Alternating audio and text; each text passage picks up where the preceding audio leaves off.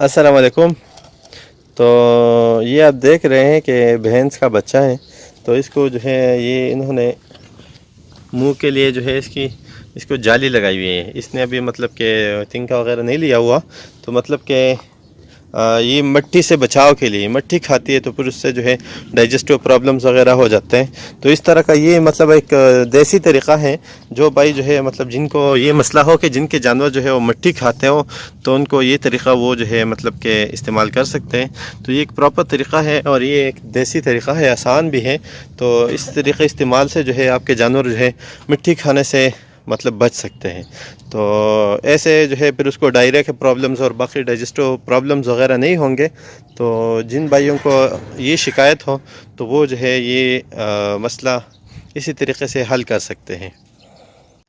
اس کے علاوہ جو بڑے جانور ہو جن کا جو ہے مطلب مسئلہ ہو کہ یہ مٹی کھاتے ہیں، تو ان کے لیے جو ہے ہمارا مطلب لائن اپ ٹریٹمنٹ کچھ اس طرح کا ہونا چاہیے کہ اس کو ہم منرلز دیں، منرلز سپلیمنٹس اس کو دیں، مطلب کہ اس کی منرل کی ڈیفیشنسی جو ہے وہ ختم ہو جائے.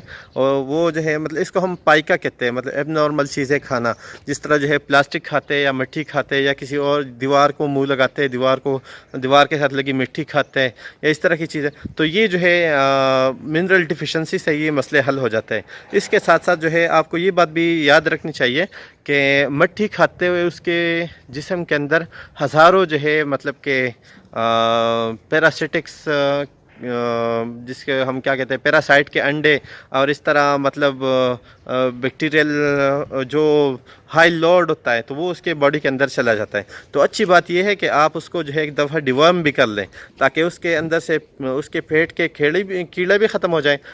پیٹ کے کیڑے اس کے ختم ہو جائیں گے تو وہ جو ہے مطلب کہ پراپر طریقے سے وہ اس کی نشو و نما ہوگی اور اس کی جو ہے پراپر طریقے سے وہ آگے اس کی اچھی گروتھ ہوگی. Thank you very much.